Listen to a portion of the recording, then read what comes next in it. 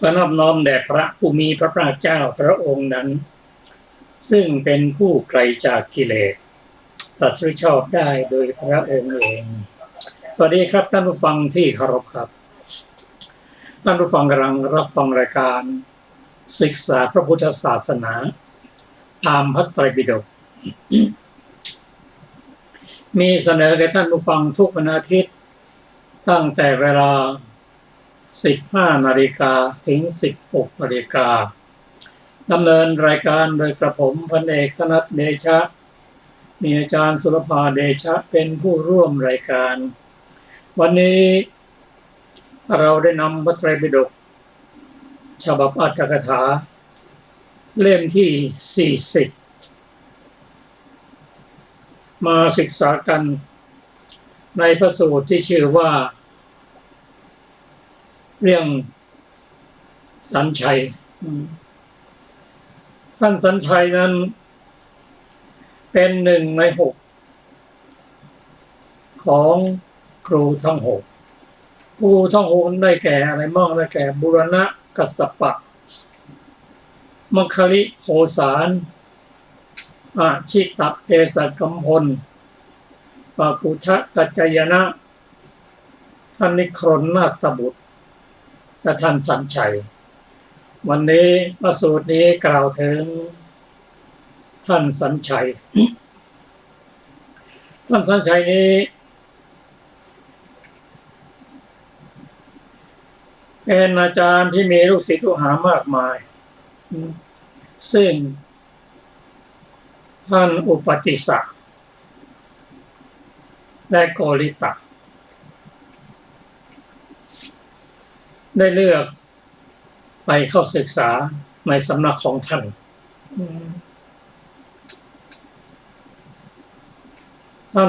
อุปติสสะและโกริตะนั้นต่อมาก็ได้เป็นพระสารีบุตรและพระมหาโมคคัลลานะตอนนั้นท่านยังไม่ได้พบพระพุทธเจ้าไปเป็นลูกศิษย์ของอาจารย์สัญชัยก่อนเนื่องจากปัญญา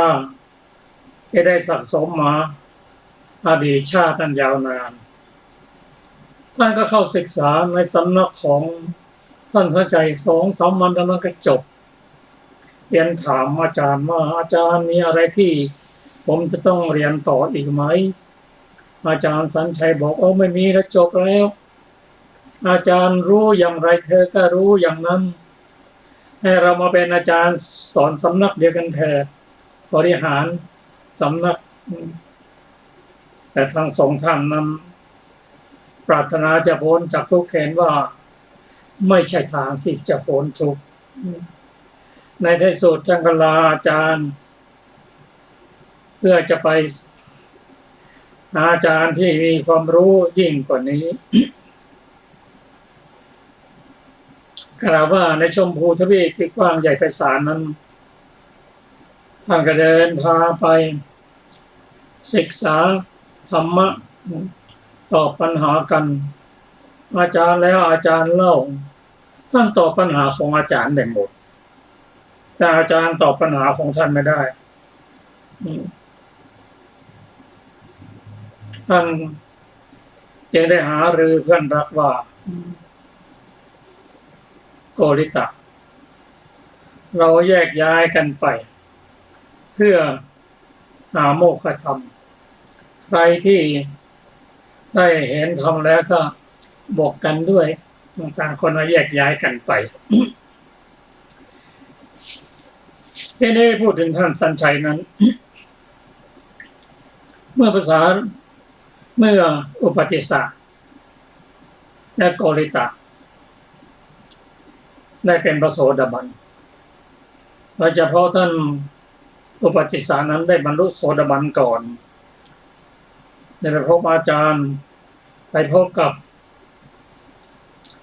พระอรหันต์องค์หนึ่งซึ่งเป็น1 ใน 5ของพระปัญจวัคคีย์พระปัญจวัคคีย์ก็ได้แก่อัญญาโกฏัญญะวัปปะ พัทธิยะ มหานามะและท่านอัสสชิอุปติสสะได้ฟังธรรมของพระพุทธเจ้าจากท่านอัสสชิแล้วก็ได้บรรลุเป็นพระโสดาบันหลังจากบรรลุโสดาบันแล้วก็ตามสัญญาก็ไปพบโกริตะเพื่อนรักก็ได้แสดงธรรมที่ได้รับฟังมาจากท่านอัสสชินั้นให้เพื่อนรับฟังโกริตะก็ได้เป็นพระโสดาบันอันนี้เป็นเรื่องประวัติสั้นๆในพระสูตรนี้แต่รายละเอียดนั้นท่านจะได้รับฟังจากพระสูตรนี้ก็สิ่งที่ควรจะเพิ่มเติมนั้นก็คืออาจารย์สัญชัยท่านอุปติสสะกับโกริตะได้เรียนเชิญท่านมาท่านครับตอนนี้พระพุทธเจ้าอุบัติขึ้นมาแล้วประชาชนที่ระเบียบดอกไม้ไปฟังธรรมเราไปเฝ้าพระพุทธเจ้าเถิดเพราะธรรมที่เราเรียน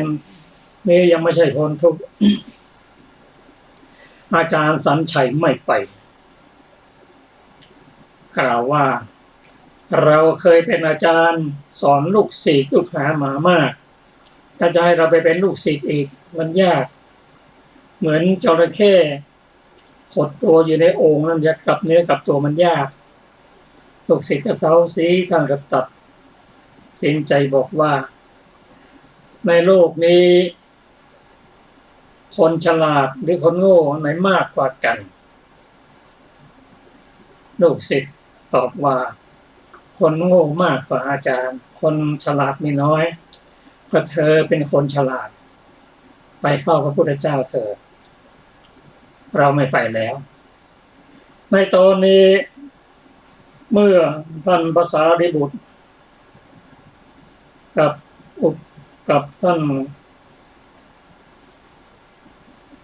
มหาโมคคัลลานะไปเฝ้าพระพุทธเจ้าได้กราบทูลว่าได้เชิญชวนท่านสัญชัยไปแล้วท่านสัญชัยไม่ยอมมาพระองค์ตรัสว่าภิกษุทั้งหลายสัญชัยถือสิ่งที่ไม่มีสาระว่ามีสาระและสิ่งที่มีสาระว่าไม่มีสาระเพราะความที่ตนเป็นมิจฉาทิฏฐิส่วนเธอทั้งสองรู้สิ่งเป็นสาระด้วยความเป็นสาระและสิ่งอันไม่เป็นสาระด้วยความไม่เป็นสาระและสิ่งที่ไม่เป็นสาระและละสิ่งที่ไม่เป็นสาระเสียถือเอาแต่สิ่งที่เป็นสาระเท่านั้นเพราะความที่คนเป็นบัณฑิตนี่ก็พระองค์ได้ตรัสว่าที่ท่านสัญชัยไม่ยอมมาเฝ้าเพราะเป็นมิจฉาทิฏฐิครับท่านผู้ฟังที่เคารพครับรายละเอียดนั้นท่านจะได้รับทราบจากพระสูตรนี้เราจะรู้ถึงอดีตรู้ถึงประวัติของพระพุทธองค์ในอดีตและประวัติของท่านทั้งสองคืออุปติสสะและท่านมหาโมคคัลลานะในรายละเอียดก็ขอเชิญอาจารย์ศิลปาครับสวัสดีค่ะท่านผู้ฟังทุกท่านเรื่องสนชัยหรือสัญชัยนะข้อความเบื้องต้นพระศาสดาเมื่อประทับอยู่ในพระเวฬุวัน ทรงปรารภความไม่มาของสนชัยปริภาชกซึ่งสองพระอัครสาวกกราบทูลแล้วตรัสพระธรรมเทศนานี้ว่าอาสาเรสารมันติโนความเป็นต้นอนุปุพพีกถาในเรื่องสนชัยนั้นดังต่อไปนี้พระศาสดาได้รับพยากรณ์จากพระพุทธเจ้า23พระองค์ความพิสดารว่าในที่สุด4อสงไขยยิ่งด้วยแสนกัปแต่กัปนี้ไปพระศาสดาของเราทั้งหลายเป็นกุมารของพราหมณ์นามว่าสุเมธะในอมรวดีนคร ถึงความสำเร็จศิลปะทุกอย่างแล้วโดยการล่วงไปแห่งมารดาและบิดาทรงบริจาคทรัพย์นับได้หลายโกฏบวชเป็นฤาษีอยู่ในหิมมวันตประเทศทำฌานและอภิญญาให้เกิดแล้วไปโดยอากาศเห็นคนถางทางอยู่เพื่อประโยชน์เสด็จออกจากสุทัศน์วิหารเข้าไปสู่อมรวดีนครแห่งพระทศพลทรงพระนามว่าทีปังกรแม้ตนเองก็ถือเอาประเทศแห่งหนึ่งเมื่อประเทศนั้นยังไม่ทันเสร็จนอนทอดตนให้เป็นสะพานลาดหนังเสือเหลืองบนเปลือกตมเพื่อพระศาสดาผู้เสด็จมาแล้วด้วยประสงค์ว่าขอพระศาสดาพร้อมด้วยพระสงฆ์สาวกไม่ต้องทรงเหยียบเปลือกตมจงทรงเหยียบเราเสด็จไปเถิดแต่พอพระศาสดาทอดพระเนตรเห็นก็ทรงพยากรณ์ว่าผู้นี้เป็นพุทธังกูลจักเป็นพระพุทธเจ้าทรงพระนามว่าโคดมในที่สุดสี่อสงไขยยิ่งด้วยแสนกับในอนาคตในสมัยต่อมาแห่งพระศาสดาพระองค์นั้นก็ได้รับพยากรณ์ในสำนักพระพุทธเจ้า23พระองค์ซึ่งเสด็จอุบัติขึ้นสองโลกให้สว่างเหล่านี้คือพระโกณฑัญญะหนึ่งพระสุมังคละหนึ่งพระสุมาณะหนึ่งพระเรวตะหนึ่งพระโสพิตะหนึ่งพระอโนมัทสีหนึ่งพระปทุมะหนึ่งพระนารทะหนึ่งพระปทุมมุตระหนึ่งพระสุเมธะหนึ่งพระสุชาตะหนึ่งพระปิยทัสสีหนึ่งพระอัฏฐทัสสีหนึ่งพระธรรมทัสสีหนึ่งพระสิทธัตถะหนึ่งพระติสสะหนึ่งพระปุตสะหนึ่งพระวิปัสสีหนึ่งพระสิขีหนึ่งพระเวสสภะหนึ่งพระกกุสันทะหนึ่งพระโกนาคมณะหนึ่งพระกัสสปะหนึ่งทรงบำเพ็ญบารมีครบ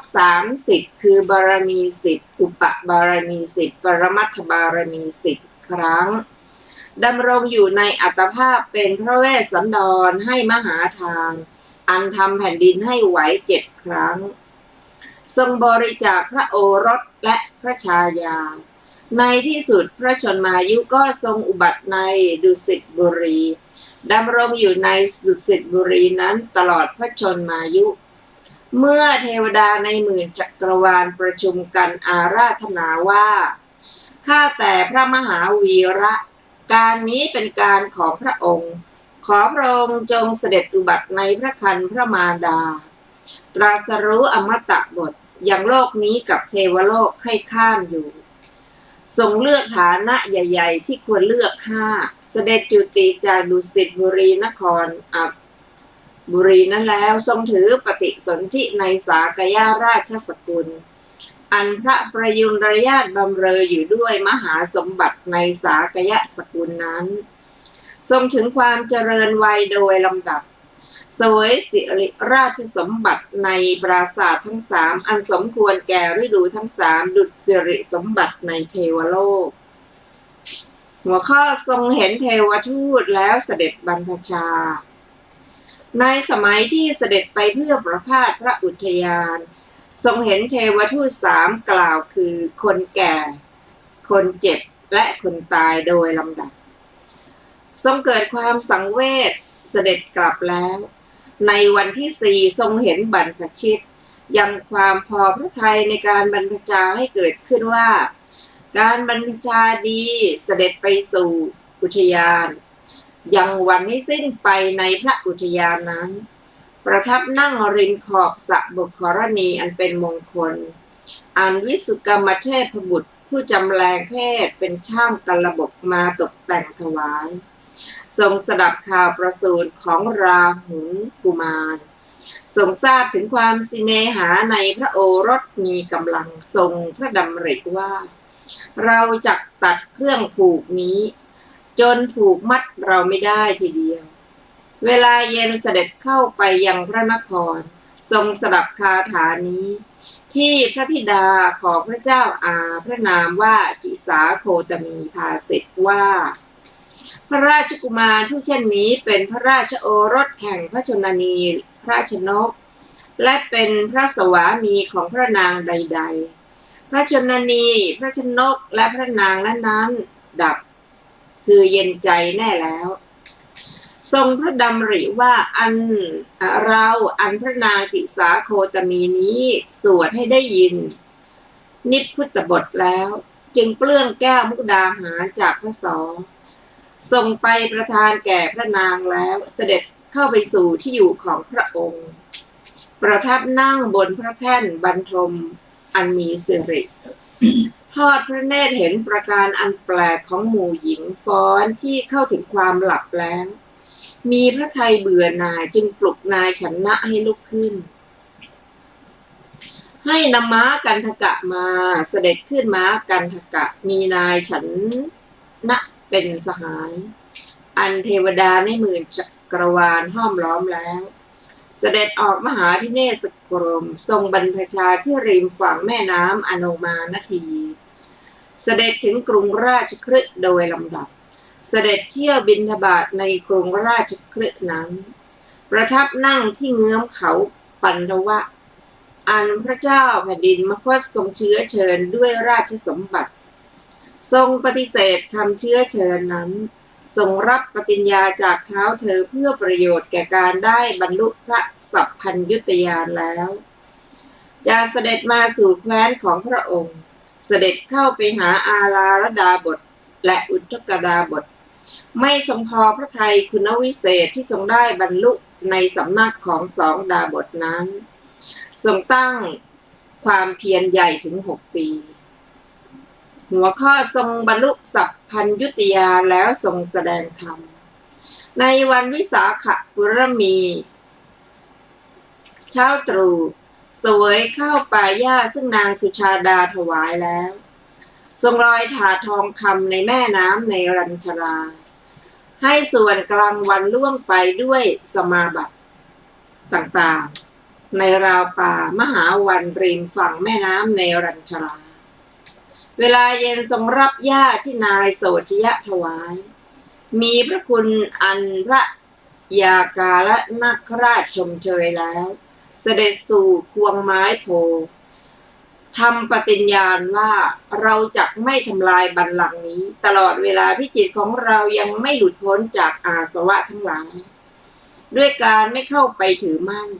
ประทับนั่งผินพระพักตร์ไปทางทิศบุรพาเมื่อพระอาทิตย์ยังไม่ทันอัสดงคตทรงกำจัดมารและพละมารได้ทรงบรรลุปุพเพนิวาสยานในปฐมยามบรรลุจุตูปปาตยานในมัชฌิมยามยังพระญาณลงในปัจจยาการในที่สุดปัจฉิมยามในเวลาอรุณขึ้นทรงแทงตลอดสัพพัญญุตญาณซึ่งประดับด้วยคุณทุกอย่างมีทศพลยานและจตุเวสารัชยานเป็นอาทิทรงยังกามให้ผ่านไปที่ควงไม้โพถึง7 สัปดาห์ในสัปดาห์ที่8ประทับนั่งที่โคนป่าอชปาละนิโครธทรงถึงความเป็นผู้ขนขวายน้อยด้วยพิจารณาเห็นว่าธรรมเป็นสภาพลึกซึ้งอันเท้าสหัมบดีพรหมผู้มีมหาพรหม11,000เป็นบริวารเชื้อเชิญให้ทรงแสดงธรรมทรงพิจารณาดูสัตว์โลกด้วยพุทธจักษุแล้วทรงรับคำเชิญของพรหมทรงใคร่ครวญว่าเราพึงแสดงธรรมแก่ใครหนอแลเป็นคนแรกทรงทราบว่าอาลาลดาบทและอุทกดาบททำกาละแล้วทรงหวนระลึกถึงอุปการะมากของภิกษุปัญจวัคคีย์เสด็จลุกจากอาสนะไปยังกาสีบุรีในระหว่างบรรดาได้สนทนากับอุปการชีวกะในวันอาสาฬหปุรมีเสด็จถึงที่อยู่ของภิกษุปัญจวัคคีย์ในป่าอิสิปตมฤคทายวันทรงยังภิกษุปัญจวัคคีย์เหล่านั้นซึ่งเรียกร้องพระองค์ด้วยถ้อยคำอันไม่สมควรให้สำนึกตัวแล้วเมื่อจะยังพรหม18 โกฏมีพระอัญญาโกณฑยะเป็นประมุขให้ดื่มน้ำอมตะจึงทรงแสดงพระธรรมจักร ทรงมีธรรมจักรบวรอันให้เป็นไปแล้วในดิถีที่5แห่งปักทรงยังภิกษุเหล่านั้นทั้งหมดให้ตั้งอยู่ในพระอรหันต์วันเดียวกันนั้นทรงเห็นอุปนิสัยสมบัติของสกุลบุตรนั้นตรัสเรียกเขาซึ่งเบื่อหน่ายละเรือนออกมาในเวลากลางคืนว่ามานี่เถิดยะสะทำเขาให้บรรลุโสดาปัตติผลในตอนกลางคืนนั่นเองในวันรุ่งขึ้นให้ได้บรรลุพระอรหันต์ทรงยังสหายของยะสะนั้นแม้พวกอื่นอีก54คนให้บรรพชาด้วยเอหิภิกขุอุปสัมปทาแล้วให้ได้บรรลุพระอรหันต์พระศาสดาทรงส่งสาวกไปประกาศพระศาสนาเมื่อพระอรหันต์เกิดขึ้นในโลก61พระองค์ด้วยประการอย่างนี้แล้วพระศาสดาเสด็จอยู่จำพรรษาปวารณาแล้วทรงส่งภิกษุ60รูปไปในทิศทั้งหลายด้วยพระพุทธดำรัสว่าภิกษุทั้งหลายพวกเธอจงเที่ยวจาริกไปเถิดดังนี้เป็นต้นส่วนพระองค์เสด็จไปอุรุเวลาประเทศในระหว่างทางได้ทรงแนะนำภัททวัคคิยกุมาร30คนณราวปากกับปาสิกะวันบรรดาภัททวัคคิยกุมาร30คนนั้นอย่างต่ำกว่าเขาทั้งหมดได้เป็นโสดาบันสูงกว่าเขาทั้งหมดได้เป็นพระอนาคามีพระองค์ทรงให้ภัททวัคคีทั้งหมดแม้นั้นบรรพชาด้วยเอหิภิกขุอย่างเดียวกันแล้วทรงส่งไปในที่ทั้งหลายส่วนพระองค์เสด็จไปอุรุเวลาประเทศทรงแสดงปาฏิหาริย์ 3,500 อย่างแนะนำชดิน3พี่น้องซึ่งมีชดิน1,000 คนเป็นบริวารมีอุรุเวรกัสสปะเป็นต้นให้บรรพชาด้วยเอหิภิกขุภาวะเช่นเดียวกันให้ประชุมกันที่ขยาศีสะประเทศให้ตั้งอยู่ในพระอรหันต์ด้วยอาทิตตปริยายเทศนาแวดล้อมด้วยพระอรหันต์พันองค์นั้นเสด็จไปสู่อุทยานลัทธิวันใกล้แดนพระนครราชคฤห์ด้วยทรงพระดำริว่าจักเปลื้องปฏิญญาที่ถวายไว้แก่พระเจ้าพิมพิสารตรัสพระธรรมกถาอันไพเราะแด่พระราชาผู้ทรงสดับข่าวว่าทราบว่าพระศาสดาเสด็จมาแล้วเสด็จมาเฝ้าพร้อมด้วยพราหมณ์และคฤหบดี12 ณ หุตยังพระราชากับพราหมณ์และคฤหบดี11 ณ หุตให้ตั้งอยู่ในพระโสดาปัตติผลอีกณ หุตหนึ่งให้ตั้งอยู่ในสรณะ3วันรุ่งขึ้นมีพระคุณอันเท้าสกะเทวราชทรงแปลงเพศมาเป็นมานพชมเชยแล้วเสด็จเข้าไปสู่พระนครราชคฤห์ทรงทำภัตกิจในพระราชนิเวศทรงรับเวลุวนารามประทับอยู่ในเวลุวนารามนั้นนั่นแลพระสารีบุตรและพระโมคคัลลานะเข้าไปเฝ้าพระองค์ในเวลุวนารามนั้นอนุปุพพิกถาในเรื่องพระสารีบุตรและพระโมคคัลลานะนั้นดังต่อไปนี้ประวัติพระสารีบุตรและโมคคัลลานะความพิสดารว่าเมื่อพระพุทธเจ้ายังไม่ทรงอุบัติแล้วนั่นแลได้มีบ้านพราหมณ์2 ตำบลคืออุปติสสคาม1โกริตคาม1ในที่ไม่ไกลแต่กรุงราชคฤห์ใน2 บ้านนั้นในวันที่นางพรามณีชื่อสารีในอุปติสสคามตั้งครรภ์นั้นแหละแม้นางพรามณีชื่อโมคคัลลีในโก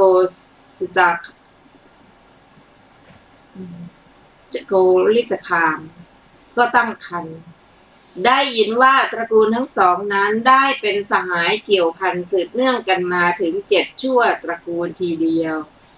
พราหมณ์ผู้สามีได้ให้พิธีบริหารครรภ์แก่พรามณีทั้ง2นั้นในวันเดียวกันเหมือนกันโดยการล่วงไป10 เดือนนางพรามณีทั้ง2นั้นก็คลอดบุตรในวันขนานชื่อพวกญาติตั้งชื่อบุตร ของสารีพราหมณ์ว่าอุปติสสะเพราะเป็นบุตรของตระกูลนายบ้านในตำบลอุปติสสคามตั้งชื่อบุตรของโมคคัลลีพราหมณีว่าโกริตะเพราะเป็นบุตรของตระกูลนายบ้านในตำบลโกริตคามนอกนี้เด็กทั้งสองนั้นถึงความเจริญแล้วได้ถึงความสำเร็จแห่งศิลปะทุกอย่างในเวลาไปสู่แม่น้ำหรือสวนเพื่อประโยชน์จะเล่นอุปติสสะมานพมีเสลี่ยงทองคำ500เป็นเครื่องแห่แหนนะคะโกริตะมานพมีรถเทียมด้วยม้าอาชาใน500เป็นเครื่องแห่แหนชนทั้งสองมีมานพเป็นบริวารคนละ500ก็ในกรุงราชคฤห์มีมหรสพบนยอดเขาทุกๆปีหมู่ญาติได้ยกเตียงซ้อนกันเพื่อกุมารทั้งสองนั้นในที่เดียวกันนั่นเองแม้กุมารทั้งสองก็นั่งดูมหรสพร่วมกันย่อมหัวเราะในฐานะควรหัวเราะย่อมถึงความสังเวชในฐานะที่ควรสังเวชย่อมตกรางวัลในฐานะที่ควรตกรางวัลวันหนึ่งเมื่อกุมารทั้งสองเหล่านั้นดูมหรสพโดยทำนองนี้ความหัวเราะในฐานะที่ควรหัวเราะหรือความสังเวชในฐานะที่ควรสังเวชหรือตกรางวัลในฐานะที่ควรตกรางวัลมิได้มีแล้วเหมือนวันก่อนๆเพราะญาณถึงความแก่รอบก็ชนทั้งสองคิดกันอย่างนี้ว่าจะมีอะไรเล่าที่น่าดูในการนี้ชนทั้งหมดแม้นี้เมื่อยังไม่ถึง10 ปีก็จะถึงความเป็นสภาพหาบัญญัติมิได้ก็เราทั้งสองควรแสวงหาธรรมเครื่องพ้นอย่างเอกดังนี้แล้วถือเอาอารมณ์นั่งอยู่แล้วลำดับนั้นโกริตะพูดกับอุปติสสะว่าอุปติสสะผู้สหายฉไนท่านจึงไม่หัวเราะรื่นเริงเหมือนวันอื่นๆวันนี้ท่านมีใจไม่เบิกบานท่านกำหนดอะไรได้หรืออุปติสสะนั้นกล่าวว่าโกริตะผู้สหายเรานั่งคิดถึงเหตุนี้ว่าในการดูคนเหล่านี้หาสาระมิได้การดูไม่มีประโยชน์เราควรแสวงหาโมกขธรรมเพื่อตนก็ท่านเล่าเพราะเหตุไรจึงไม่เบิกบานแม้โกริตะนั้นก็บอกอย่างนั้นเหมือนกันลำดับนั้นอุปติสสะทราบความที่โกริตะนั้นมีอัธยาศัยเช่นเดียวกันกับตนจึงกล่าวว่าสหายเอ๋ยเราทั้งสองคิดกันดีแล้วก็เราควรแสวงหาโมกขธรรมธรรมดาผู้แสวงหาต้องได้บรรพชาชนิดหนึ่งจึงควรเราทั้งสองจะบรรพชาในสำนักใครเล่าสองสหายทำกติกากันก็โดยสมัยนั้นแลสนชัยปริภาชกอาศัยอยู่ในกรุงราชคฤห์กับปริภาชกบริษัทหมู่ใหญ่สารีบุตรและโมคคัลลานะทั้งสองนั้นตกลงกันว่าเราจะบวชในสำนักท่านสนชัยนั้นต่างส่งมานพ500ไปด้วยคำว่าท่านทั้งหลายจงเอาเสลียงและรถไปเถิดพร้อมด้วยมานพ500บวชแล้วในสำนักของสนชัยจำเดิมแต่เขาทั้งสองบวชแล้วสนชัยก็ได้ถึงความเลิศด้วยลาภและยศอย่างเหลือเฟือทั้งสองเรียนจบลัทธิสมัยของสนชัยโดย 2-3 วันเท่านั้นจึงถามว่าท่านอาจารย์ลัทธิที่ท่านรู้มีเพียงเท่านี้หรือมีแม้ยิ่งกว่านี้เมื่อสนชัยตอบว่ามีเพียงเท่านี้แหละเธอทั้งสองรู้จบหมดแล้วเขาทั้งสองจึงคิดกันว่าเมื่อเป็นอย่างนี้การอยู่ประพฤติพรหมจรรย์ในสำนักของท่านผู้นี้ก็ไม่มีประโยชน์เราทั้งสองออกมาเพื่อแสวงหาโมกขธรรมโมกขธรรมนั้นไม่สามารถที่เกิดขึ้นได้ในสำนักของท่านผู้นี้อันชมพูทวีปใหญ่นักเราเที่ยวไปยังคามนิคมชนบทและราชธานีคงจักได้อาจารย์ผู้แสดงโมกขธรรมสักคนเป็นแน่ตั้งแต่นั้นใครพูดถึงที่ใดๆว่าสมณพราหมณ์ผู้บัณฑิตมีอยู่เขาทั้งสองย่อมไปทำสากัจฉาในที่นั้นๆ ปัญหาที่เขาทั้งสองถามไปอาจารย์เหล่าอื่นหาอาจตอบได้ไหมแต่เขาทั้งสองย่อมแก้ปัญหาของอาจารย์เหล่านั้นได้เขาสอบสวนทั่วชมพูทวีปอย่างนั้นแล้วกลับมายังที่อยู่ของตนจึงทำกติกากันว่าโคลิตะผู้สหายในเราสองคนผู้ใดได้บรรลุอมตะธรรมก่อนผู้นั้นจงบอกแก่กันเมื่อเขาทั้งสองทำกติกากันอย่างนั้นพระศาสดาเสด็จถึงกรุงราชคฤห์โดยลำดับดังที่กล่าวทรงรับเวรุวันแล้วประทับอยู่ในเวรุวันในการนั้นพระอัสสชิเถระในจำนวนพระปัญจวัคคีย์ระหว่างพระอรหันต์61 องค์ที่พระศาสดาทรงส่งไปเพื่อประกาศคุณพระรัตนตรัยด้วยพระดำรัสว่าภิกษุทั้งหลายพวกเธอจงจาริกไปเพื่อประโยชน์เกื้อกูลแก่ชนทั้งหลายแก่ชนเป็นอันมากเถิด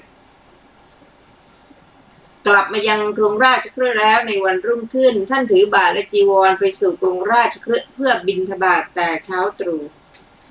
สมัยนั้นอุปติสสะปริภาชกทำภัตกิจแต่เช้าตรู่ไปยังอารามของปริภาชกพบพระเถระจึงทูลว่าอันนักบวชเห็นปานนี้เรายังไม่เคยพบเลยภิกษุรูปนี้คงจะเป็นผู้หนึ่งบรรดาที่เป็นพระอรหันต์หรือผู้บรรลุพระอรหัตมรรคในโลกฉะนั้นหนอเราพึงเข้าไปหาภิกษุนี้แล้วถามว่าท่านผู้มีอายุท่านบวชอุทิศเฉพาะใครเป็นศาสดาของท่านหรือว่าท่านชอบใจธรรมะนะของใครทีนี้ความปริวิตกนี้ได้มีแก่เขาว่าการนี้ไม่ใช่การควรถามปัญหากับภิกษุนี้แลภิกษุนี้กำลังเข้าไปสู่ละแวกบ้านเพื่อเที่ยวบิณฑบาตถ้ากระไรเมื่อเราแสวงหาโมกขธรรมที่คนผู้ต้องการรู้แล้วควรติดตามภิกษุรูปนี้ไปข้างหลังเขาเห็นพระเถระได้บิณฑบาตแล้วไปสู่โอกาสแห่งใดแห่งหนึ่งและทราบความที่พระเถระนั้นประสงค์จะนั่งจึงได้จัดตั้งของปริภาชกสำหรับตนถวายแม้ในเวลาที่ท่านฉันเสร็จแล้วก็ได้ถวายน้ำในกุนโธของตนแด่พระเถระครั้นทำอาจาริยวัตรอย่างนั้นแล้วจึงทำปฏิสันถานอย่างจับใจกับพระเถระซึ่งฉันเสร็จแล้วเรียนถามอย่างนี้ว่าท่านผู้มีอายุอินทรีย์ของท่านผ่องใสนักผิวพรรณบริสุทธิ์ผุดผ่องท่านผู้มีอายุท่านบวชอุทิศเฉพาะใครเป็นศาสดาของท่านหรือท่านชอบใจธรรมะของใครพระอัสสชิแสดงหัวใจพระศาสนาพระเถระคิดว่าธรรมดาปริภาชกเหล่านี้ย่อมเป็นปฏิปักษ์ต่อพระศาสนาเราจักแสดงความลึกซึ้งในพระศาสนาแก่ปริภาชกนี้เมื่อจะแสดงความที่ตนบวชใหม่จึงกล่าวว่าผู้มีอายุเราแลเป็นผู้ใหม่บวชแล้วไม่นานเพิ่งมาสู่ธรรมวินัยนี้เราจักไม่สามารถแสดงธรรมโดยพิสดารก่อนปริภาชกเรียนว่าข้าพเจ้าชื่ออุปติสสะขอพระผู้เป็นเจ้ากล่าวตามสามารถเถิดจะน้อยหรือมากก็ตามข้อนั้นเป็นภาระของข้าพเจ้าเพื่อแทงตลอดด้วย100 นัยยะ 1,000 นัยยะดังนี้แล้วเรียนว่าจะมากหรือน้อยก็ตามขอพระผู้เป็นเจ้าจงกล่าวเถิดจงบอกแก่ข้าพเจ้าแต่ใจความเท่านั้นข้าพเจ้าต้องการใจความจะต้องทำพยัญชนะให้มากไปทำไมเมื่อเขาเรียนอย่างนั้นแล้วพระเถระจึงกล่าวคาถาว่าธรรมเหล่าใดมีเหตุเป็นแดนเกิดพระตถาคตตรัสเหตุแห่งธรรมเหล่านั้นและเหตุแห่งความดับแห่งธรรมเหล่านั้นพระมหาสมณะมีปกติตรัสอย่างนี้2 สหายดับสำเร็จพระโสดาบันปริภาชกฟังเพียง2 บทต้นเท่านั้นก็ดำรงอยู่ในโสดาปัตติผลอันถึงพร้อมด้วยนัยยะ1,000พระเถระยัง2 บทนี้บทนอกนี้ให้จบลงในเวลาเขาเป็นพระโสดาบัน เขาเป็นพระโสดาบันแล้วเมื่อคุณวิเศษชั้นสูงยังไม่เป็นไปอยู่ก็คาดว่าเหตุในสิ่งนี้จักมี จึงเรียนกับพระเถระว่าท่านขอรับท่านไม่ต้องขยายธรรมเทศนายิ่งขึ้นไปเพียงเท่านี้ก็พอพระศาสดาของพวกเราประทับอยู่ที่ไหนพระเถระตอบว่าประทับอยู่ในพระเวฬุวันผู้มีอายุ เขาเรียนว่าข้าแต่ท่านผู้เจริญถ้ากระนั้นขอท่านโปรดล่วงหน้าไปก่อนเถิดข้าพเจ้ามีเพื่อนอีกคนหนึ่งและข้าพเจ้าทั้งสองได้ทำกติกากันและกันไว้ว่าผู้ใดบรรลุอมตะก่อนผู้นั้นจงบอกกันข้าพเจ้าเปลื้องปฏิญญานั้นแล้วจะพาสหายไปสมัครพระศาสดาตามที่ท่านไปแล้วนั่นแหละดังนี้มอบลงแทบเท้าทั้งสองของพระเถระด้วยเบญจาคัปประดิษฐ์ทำประทักษิณ3 รอบส่งพระเถระไปแล้วได้บ่ายหน้าไปสู่อารามของปริพาชกแล้วโกริตะปริพาชกเห็นเขามาแต่ไกลคิดว่าวันนี้สีหน้าสายของเราไม่เหมือนในวันอื่นๆเขาคงได้บรรลุอมตะโดยแน่แท้จึงถามถึงการบรรลุอมตะ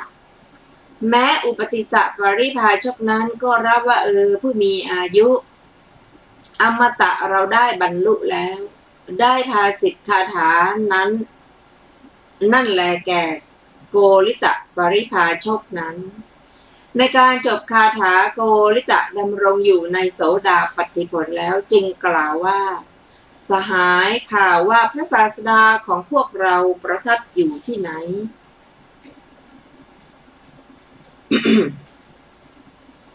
ก็ได้รับคำตอบว่าประทับอยู่ที่พระเวฬุวันข่าวนี้ท่านอัสสชิพระอาจารย์ของเราบอกไว้ท่านโกริตะสหายถ้าอย่างนั้นเราไปเฝ้าพระศาสดาเถิด2 สหายชวนสนชัยไปเฝ้าพระศาสดาก็ธรรมดาพระสารีบุตรเถระนี้ย่อมเป็นผู้บูชาอาจารย์แม้ในการทุกเมื่อเทียวเพราะฉะนั้นจึงกล่าวกับสหายอย่างนี้ว่าสหายเราจะบอกอมตะที่เราทั้งสองบรรลุแก่สนชัยปริพาชกผู้อาจารย์ของเราบ้างท่านรู้อยู่ก็จะแทงตลอดเมื่อไม่แทงตลอดพวกเราแล้วจะเชื่อพวกเราแล้วจักไปยังสำนักพระศาสดาสดับเทศนาของพุทธบุคคลทั้งหลายแล้วจักทำการแทงตลอดซึ่งมรรคและผลลำดับนั้นทั้งสองก็ได้ไปสู่สำนักของท่านสนชัยพอเห็นเขาจึงถามว่าพ่อทั้งสองพวกพ่อได้ใครที่แสดงทางอมตะแล้วหรือสายทั้งสองจึงเรียนว่าได้แล้วขอรับท่านอาจารย์พระพุทธเจ้าเสด็จอุบัติขึ้นแล้วในโลกพระธรรมก็อุบัติขึ้นแล้วพระสงฆ์ก็อุบัติขึ้นแล้วท่านอาจารย์ประพฤติธรรมเปล่าไร้สาระเชิญท่านมาเถิดเราทั้งหลายจักไปยังสำนักพระศาสดาพระสารีสิท่านสัมชัยนะท่านทั้งสองไปเถิดข้าพเจ้าไม่สามารถสหายก็ถามว่าเพราะเหตุไรท่านสนชัยก็เราเชียวเป็นอาจารย์ของมหาชนแล้วการอยู่เป็นอันเตวาสิกของเรานั้นเช่นกับเกิดความไหวแห่งน้ำในตุ่มเราไม่สามารถอยู่เป็นอันเตวาสิกได้ สหายก็อย่าทำอย่างนั้นเลยอาจารย์นะสนชัยก็ช่างเถอะพ่อพากันไปเถอะเราจะไม่สามารถสหายก็ว่าท่านอาจารย์จำเดิมแต่การแห่งพระพุทธเจ้าเสด็จอุบัติขึ้นในโลกมหาชนมีของหอมระเบียบดอกไม้เป็นต้นในมือไปบูชาพระองค์เท่านั้นแม้กระผมทั้งสองก็จะไปในที่นั้นเหมือนกันท่านอาจารย์จะทำอย่างไรท่านสนชัยก็กล่าวพ่อทั้งสองในโลกนี้มีคนเขลามากหรือมีคนฉลาดมากเล่าสหายก็ตอบว่าคนเขลามากขอรับท่านอาจารย์อันคนฉลาดมีเพียงเล็กน้อยสนชัยก็กล่าวว่าพ่อทั้งสองถ้ากระนั้นพวกคนฉลาดจักไปสู่สำนักพระสมณโคดม พวกคนเขาจักมาสู่สำนักเราพ่อไปกันเถิดเราจักไม่ไปสหายทั้งสองนั้นจึงกล่าวว่าท่านอาจารย์ท่านจักปรากฏเองดังนี้แล้วหลีกไปเมื่อสหายทั้งสองนั้นไปอยู่บริษัทของสนชัยแตกกันแล้วขณะนั้นอารามได้ว่างลงสนชัยนั้นเห็นอารามว่างลงแล้วก็อาเจียนออกเป็นโลหิตอุ่นในปริพาชก500 คนซึ่งไปกับสหายทั้งสองนั้นบริษัทของสนชัย250 คนกลับแล้วสหายทั้งสองได้ไปสู่พระเวฬุวันพร้อมด้วยปริพาชก250 คนผู้เป็นอันเตวาสิกของตนหัวข้อสิทธิสำเร็จอรหัตผลก่อนอาจารย์พระศาสดาประทับนั่งแสดงธรรมในท่ามกลางบริษัท4ทอดพระเนตรเห็นปริพาชกเหล่านั้นแต่ไกลทีเดียวตรัสเรียกภิกษุทั้งหลายด้วยพระดำรัสว่าภิกษุทั้งหลายสองสหายนั่นกำลังมาคือโกริตะและอุปติสสะทั้งสองนั่นจักเป็นคู่สาวกที่ดีเลิศของเราสองสหายนั้นถวายบังคมพระศาสดาแล้วนั่งณส่วนข้างหนึ่งเขาทั้งสองได้กราบทูลคำนี้กับพระผู้มีพระภาคเจ้าว่าข้าพระองค์พึงได้บรรพชาพึงได้อุปสมบทในสำนักของพระผู้มีพระภาคเจ้าเถิดพระเจ้าข้าพระผู้มีพระภาคเจ้าตรัสว่าท่านทั้งหลายจงเป็นภิกษุมาเถิดทำเรากล่าวดีแล้วจงประพฤติพรหมจรรย์เพื่อทำที่สุดแห่งทุกข์โดยชอบเถิดคนทั้งหมดได้เป็นผู้ทรงบาทจีวรอันสำเร็จด้วยฤทธิ์ราวกับว่าพระเถระ100 พรรษาครั้งนั้นพระศาสดาทรงขยายพระธรรมเทศนาด้วยอำนาจจริยาแก่บริษัทของทั้งสองสหายนั้นเว้นพระอัครสาวกทั้งสองเสียชนที่เหลือบรรลุพระอรหันต์แล้วก็กิจด้วยมรรคเบื้องสิ่งของพระอัครสาวกทั้งสองมิได้สำเร็จแล้วถามว่าเพราะเหตุไรแก้ว่าเพราะสาวกบารมีญาณเป็นของใหญ่ต่อมาในวันที่2แต่วันบวชแล้วท่านพระมหาโมคคัลลานะเข้าไปอาศัยหมู่บ้านกัลละวาละในแคว้นมคธอยู่เมื่อถีนมิทะครอบงำอันพระศาสดาทรงให้สังเวชแล้วบรรเทาถีนมิทะได้กำลังฟังพระธาตุกรรมฐานที่พระตถาคตประทานแล้วได้ยังกิจในมรรค3เบื้องบนให้สำเร็จบรรลุที่สุดสาวกบารมีญาณแล้วฝ่ายพระสารีบุตรล่วงได้กึ่งเดือนแต่วันบวชเข้าไปอาศัยกรุงราชคฤห์นั่นแหละอยู่ในถ้ำสุกรถาตากับด้วยพระศาสดาเมื่อพระศาสดาทรงแสดงเวทนาปริคหสูตรแก่ทีฆนขะปริพาชกผู้หลานของตนส่งยานไปตามกระแสแห่งพระสูตรก็ได้บรรลุที่สุดสาวกบารมีญาณเหมือนผู้ที่บริโภคพัดที่เขาคดให้คนอื่นมีคำถามว่าก็ท่านพระสารีบุตรเป็นผู้มีปัญญามากไม่ใช่หรือเมื่อเป็นเช่นนั้นเพราะเหตุไรจึงบรรลุสาวกบารมีญาณช้ากว่าพระมหาโมคคัลลานะแก้ว่าเพราะมีบริกรรมมากเหมือนอย่างว่าพวกคนเข็นใจประสงค์จะไปที่ไหนๆก็ออกไปได้รวดเร็วส่วนพระราชาต้องได้ตระเตรียมมากมีการตระเตรียมช้าพระราชพาหนะเป็นต้นจึงสมควรฉันใดอุปมานี้พึงทราบฉะนั้น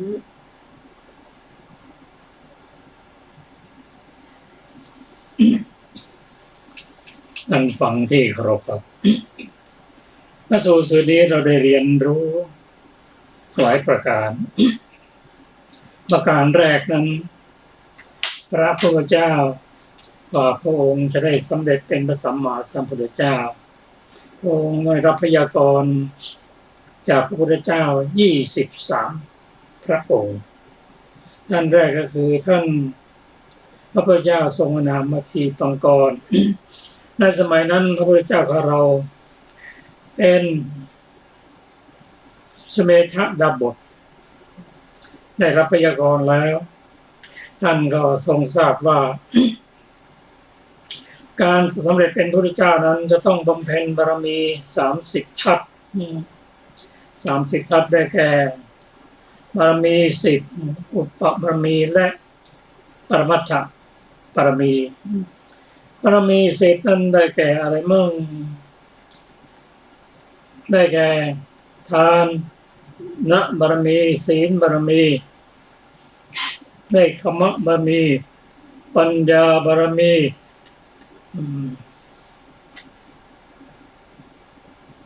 สัจจะบารมีอธิษฐานบารมีและ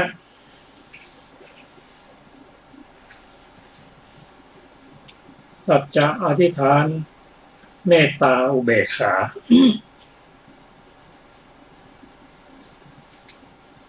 ครับก็บารมี10นั้น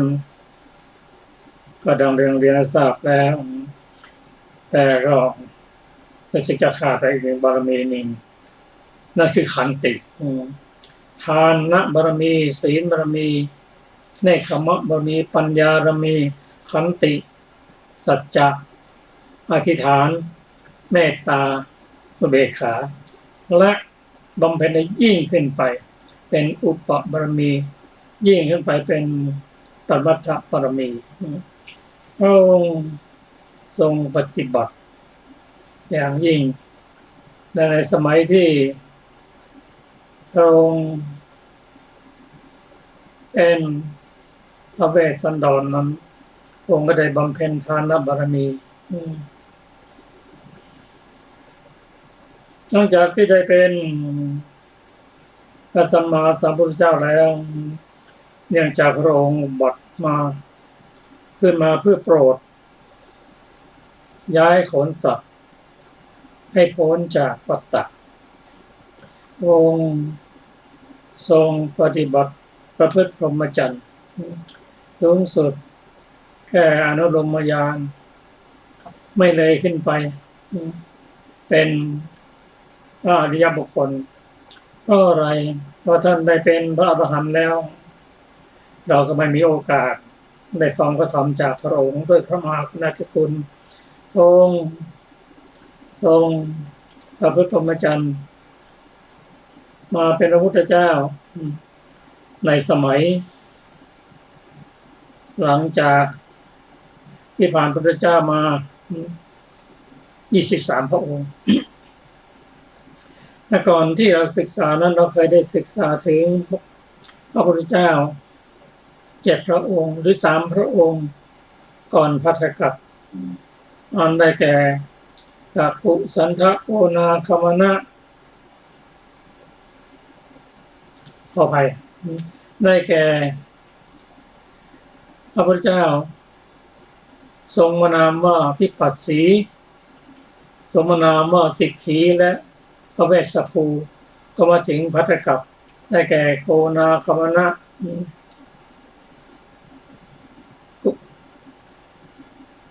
กัปปุสันทะโกนาคมนะกัสสปะนำมาถึงพระพุทธเจ้าของเราก็จะเห็นว่าพระองค์ทรงบำเพ็ญบารมีกว่าจะเป็นพระพุทธเจ้านั้นแสนยากและธรรมที่พระองค์ได้มารู้นั้นก็สุขุมลุ่มลึกคนที่จะรู้ได้ก็ต้องมีทุดีในตาน้อยในพระองค์ได้นึกถึงอาจารย์นึกถึงบุคคลที่พระองค์ไปศึกษาอยู่ได้แก่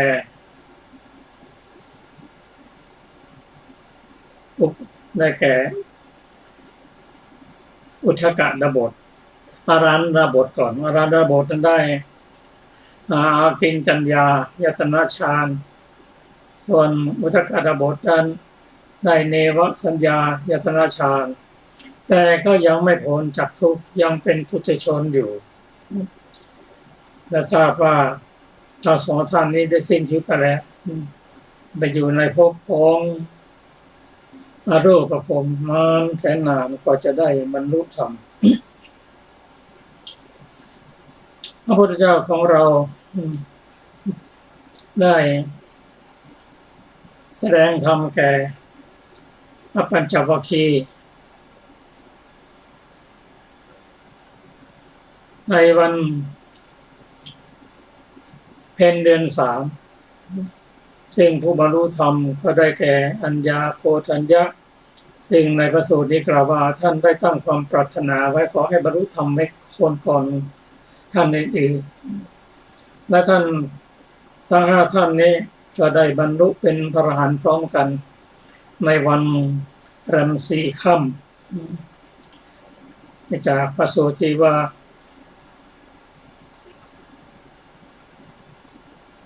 จากพระสูตรที่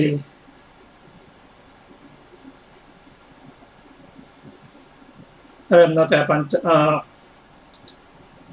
ะสูตรที่ชื่อว่าพระธรรมจักรกับพระพุทธสูตรก่อนแล้วมาถึงพระสูตรอีกสูตรหนึ่งซึ่งพระองค์แสดงก็ได้เป็นพระอรหันต์พร้อมกันหลังจากนั้นพระองค์ก็ได้เดินทางเพื่อเผยแผ่พระพุทธศาสนาแก่มหาชนเมื่อมีพระอรหันต์ครบ60 คนแล้วก็ได้เดินทางมาโปรดพระเจ้าอินพิสารตามที่พระองค์ได้ให้ปฏิญญาไว้ส่วนอุปติสสะและโกฏิตะนั้น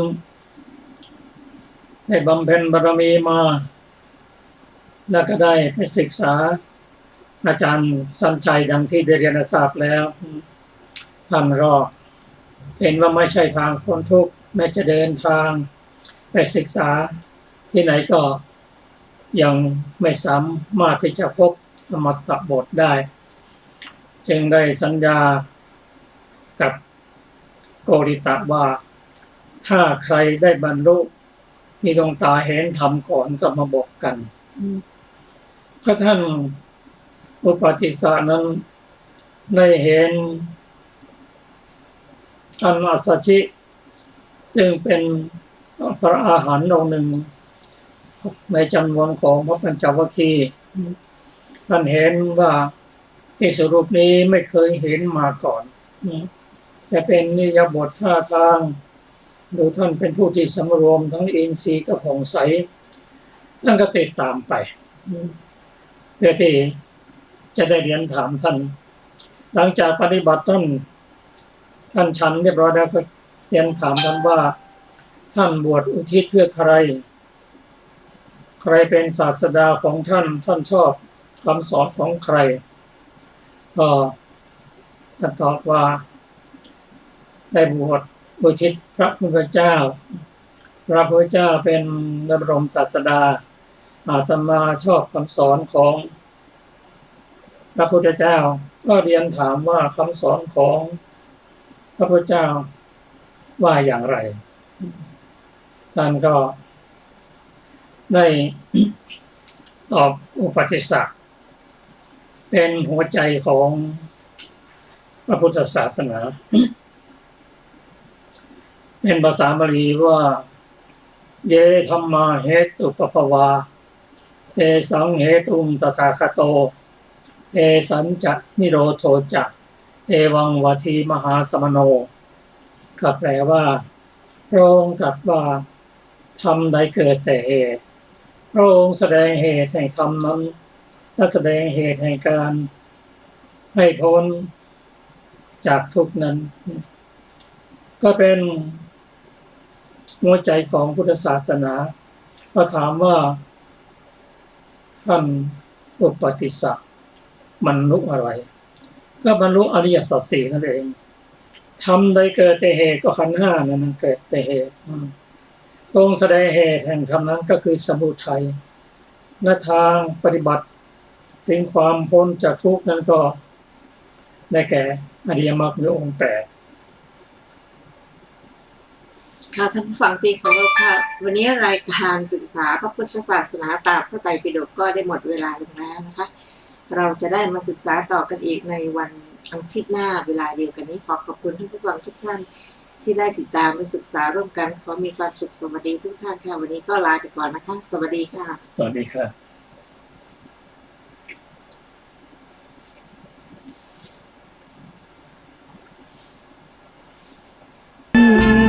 ข้อ7ศรัทธาเทวมนุษย์สานา